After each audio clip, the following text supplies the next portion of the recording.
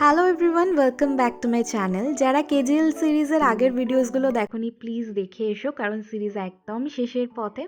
কাল পুরো বিকেল এখানে কাটিয়েছিলাম, কিন্তু আমার হাতে ফোন না থাকায় একটুও ভিডিও করতে পারিনি। আর কালকে রাত্রে চাঁদ দেখেছি, আর ঠান্ডায় আমার অবস্থা কি হলো সেটা আগে দেখে নাও। জীবনে প্রথমবার কাঠপিঁপড়ে না কামড়াতেও এরকম ঠোঁট ফুলে গেছিল।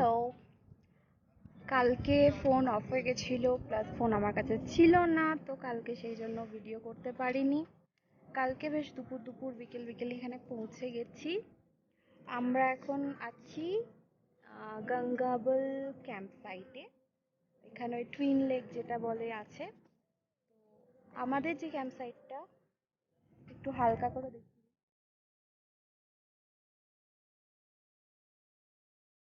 আমাদের এমন জায়গায় করা হয়েছে পাশে লেকটা নেই।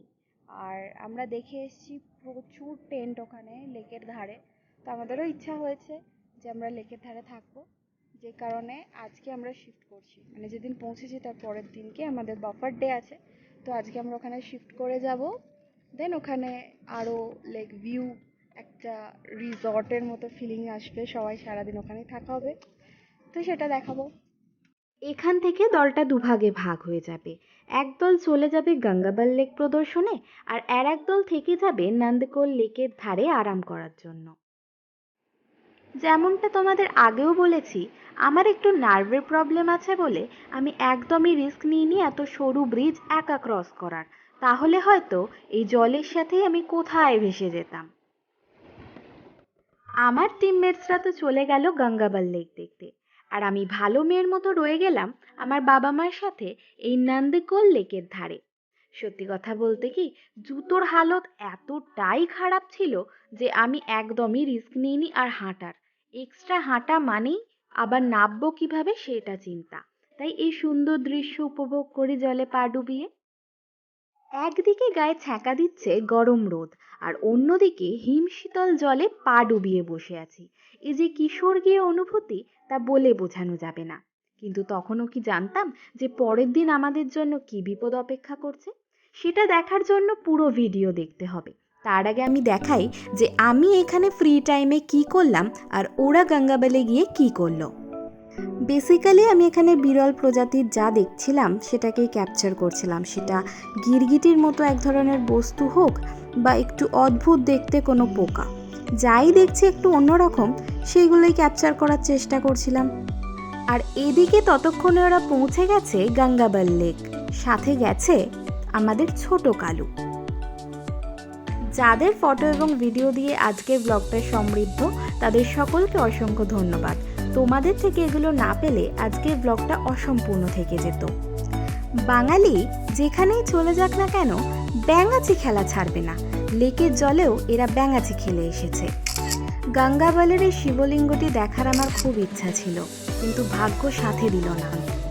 গঙ্গাবল থেকে ফেরার পরেই তৎক্ষণাৎ ওরা চলে গিয়েছিল নন্দকোলে স্নান করতে।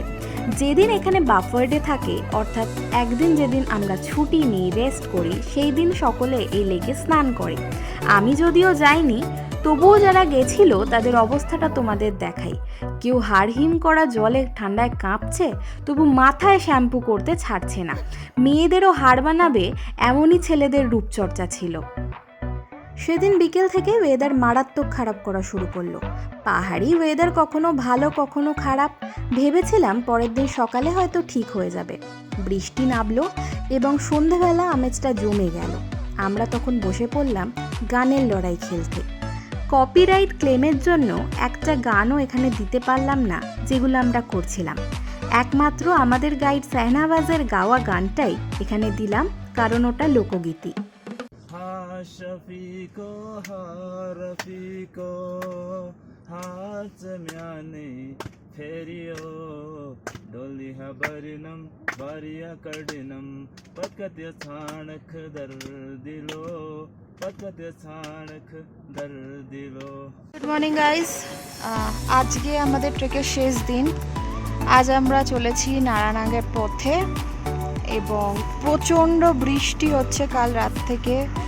প্রচণ্ড স্লিপারি রাস্তাঘাট দেখতে পাচ্ছ, এত লোক যাচ্ছে, সবাই পৌঁছে পড়ে, খুব রিস্ক আজকে যাওয়াটা। আমি আর মা রয়ে গেছি। আমরা যাব আজকে ঘোড়ায় করে। আমার জুতোর গ্রিপ টোটালি নষ্ট হয়ে গেছে। আমি যদি দেখাতে পারতাম, টোটালি কিছু নেই আমার জুতোর গ্রিপের।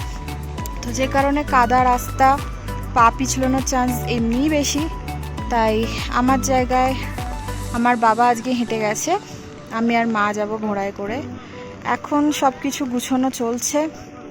এগুলো সব যখন গুছানো হয়ে যাবে, আমাদের ঘোড়া আসবে, তখন আমরা যাব। কালকে একরকম রূপ দেখিয়েছিলাম এই জায়গার, আজকের আর একরকম রূপ দেখাচ্ছি। জল প্রচণ্ড বেড়ে গেছে। তো জানি না রাস্তায় কতটা ভিডিও করতে পারবো, হয়তো পারবো না। তো আমরা যখন নারায়ণাগ পৌঁছে যাব তারপর হয় দেখাবো। হ্যালো হ্যালো এভরিওয়ান, বাইরের ওয়েদারটা আমি দেখাচ্ছি। তার আগে পুরো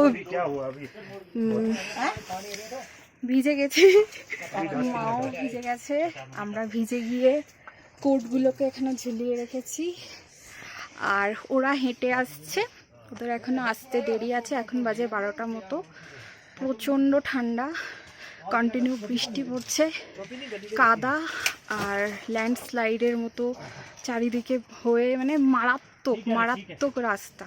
আর ঘোড়া যখন আসছে একদম পুরো প্রায় 90 ডিগ্রি অ্যাঙ্গেলে ঘোড়া যখন নামছে আমাদের নিয়ে, জাস্ট ইম্যাজিন করো কি যে কষ্ট, মনে হচ্ছে যেন ছিটকে ছিটকে পড়ে যাচ্ছি। যাই হোক, আবার পরে দেখাবো। এই মোমেন্টে রাখছি। জানি না কতটা ওয়েদার বোঝাতে পারলাম, কতটা কাদা বোঝাতে পারলাম। মারাত্মক মানে মারাত্মক। এরপরের যা ফটো ভিডিও দেব সবটাই আমার কালেক্টেড। আমি শুধু ওইটুকুই করতে পেরেছিলাম ভিডিও, বিকজ আমার পক্ষে ফোন বের করা সম্ভব ছিল না। আমার অবস্থা হয়তো আমার গলার আওয়াজ শুনেই তোমরা গেস করতে পেরেছিলে।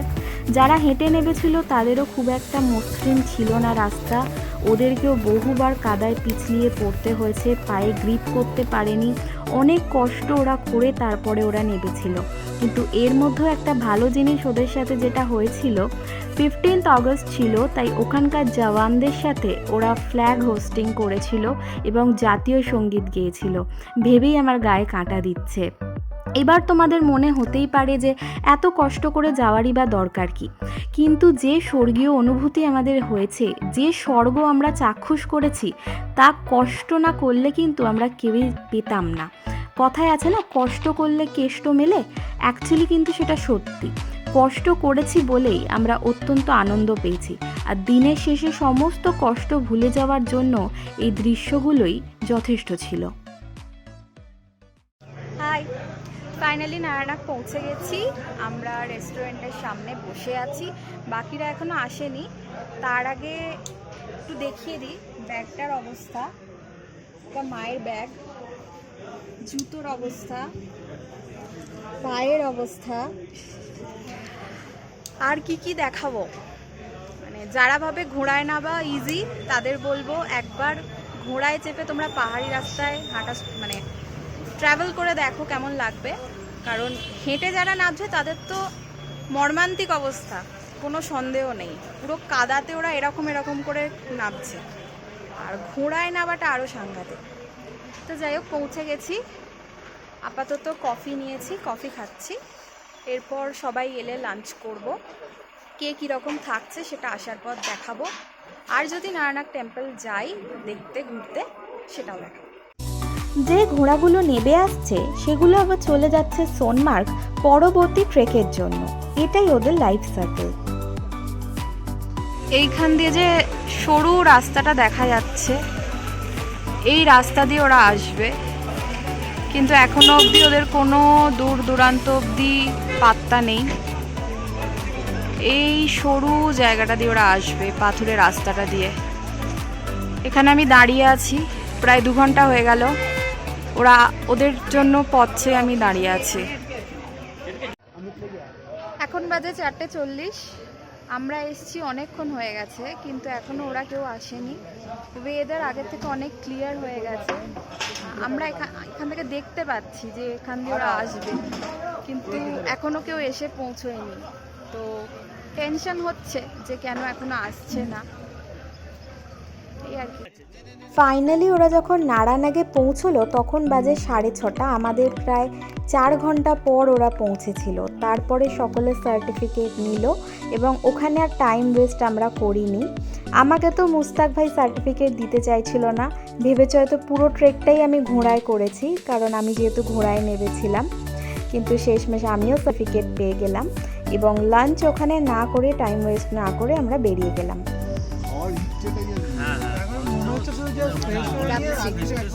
হোটেল ফিরছি, ট্রেক কমপ্লিট।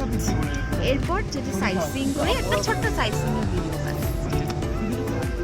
ইচ্ছা থাকা সত্ত্বেও নারানাগ টেম্পল আমাদের ঘোরা হয়নি, কারণ কথায় আছে না যে যদি ভগবানের ডাক না আসে তাহলে যাওয়া যায় না। তাই নারানাগ টেম্পল দেখতে হয়তো কখনো আবার আমি কাশ্মীর আসবো। ফেরার সময় প্রচণ্ড টায়ার্ড ছিলাম সকলে, কিন্তু তখনও আমাদের মাথায় ঘুরছে যে আজকে ফিরে তো আমাদের কাবাব খেতেই হবে, এবং সেটা আমরা করেছিলামই। এই কেল্লাটা দেখারও প্রচণ্ড ইচ্ছা ছিল, কিন্তু জানি না ওখানে ভিজিটার্স অ্যালাউ করে কি না। যা দেখা বাকি রয়ে গেল পরের বারে হবে।